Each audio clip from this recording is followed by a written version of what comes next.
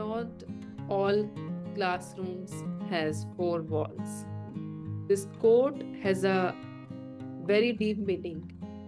जो हमारी लर्निंग होती है वो जरूरी नहीं है कि फोर वॉल्स के classroom. Best learning in the life happens when we observe the nature, we observe the mountains, we observe the trails. Nature is the best teacher.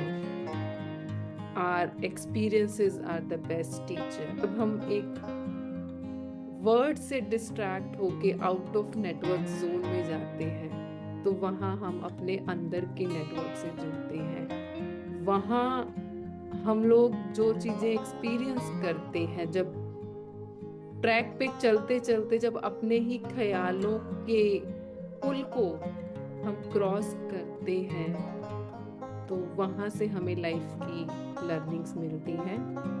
Yes, healing की जर्नी में जो नेक्स्ट स्टेप मैंने अपनी life में लिया तो वो था कि वर्ल्डली चीज़ों को छोड़ के नेचर के साथ चले जाना। ड्यूरिंग कोविड कुछ और तो ऑप्शन खुला ही नहीं था। Came to know that tracks are going to open और मेरी शहर से जो ट्रैक का डेस्टिनेशन है वो बाय रोड था, तो मैं उस जर्नी को बाय रोड जा सकती थी अपनी कार में।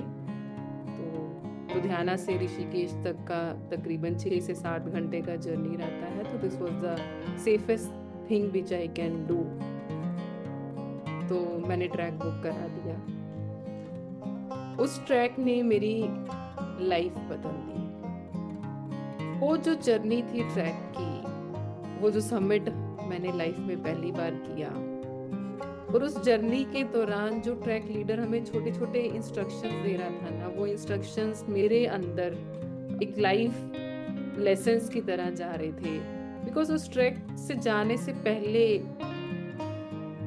दुनिया के हर इमोशनल पेन से मैं निकल चुकी थी, तो मेरे को उसकी इंस्ट्रक्शंस जो थी वो उस पेन से निकलने का सल्यूशन दिख रहा था। मेरी वो इसका पहला समिट था, तो वो बहुत ही इमोशनल मोमेंट था मेरे लिए कि मैं ये भी कर पाई लाइफ में।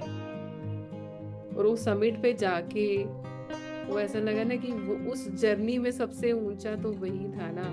और वहाँ जाके आई जस्ट फेल्ट लाइक कि I hugged my parents. I can feel them there. उस जर्नी की रिफ्लेक्शन में मेरे को जो एक फीलिंग आई, एंड वो एक मैसेज था फ्रॉम माय पेरेंट्स कि they are content now, they are happy now. और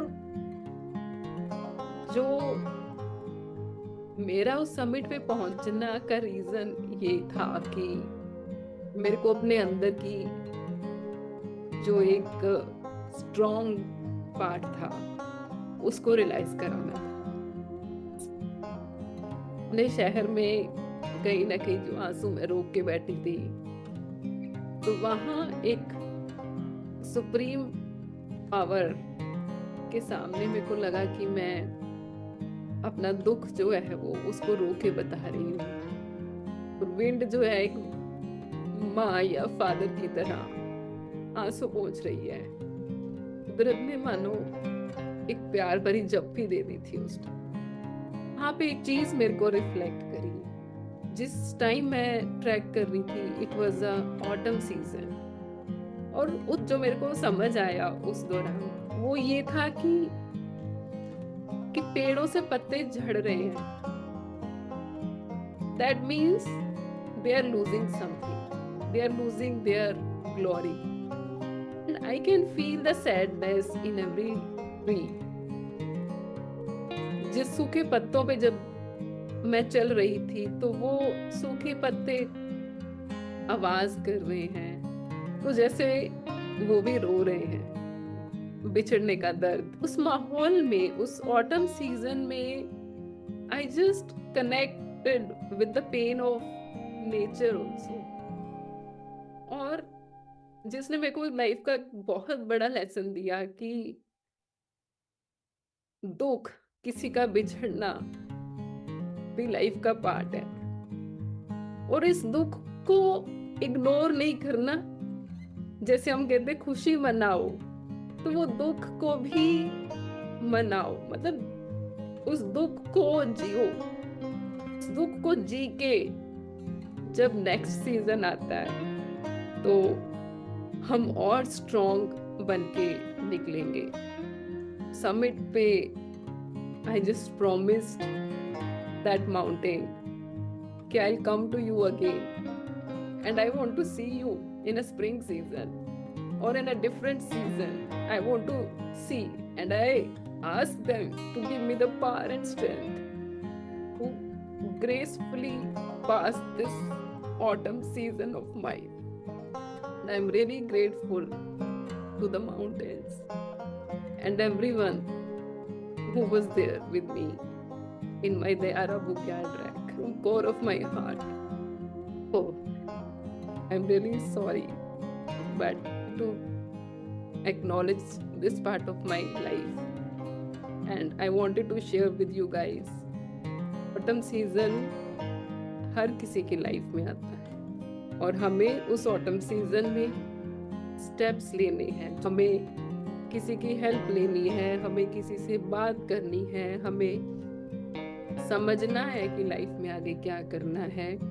वो ऑटम सीजन हमारे लिए एक टाइम है अपने आप को और ग्रो करने का। Thanks for listening my story, and just go and take a nap in the lap of nature. It will do magical thing to you. और जाके मेरे को शेयर जरूर करना और मेरे को बताना कि आपने कौन सा ट्रैक किया। All the best to all of you. Thanks for listening this podcast, Conquering Within. Let's live, love, laugh, and everything within. Stay blessed. Stay tuned for another emotional story of me, Ranjana. God bless you.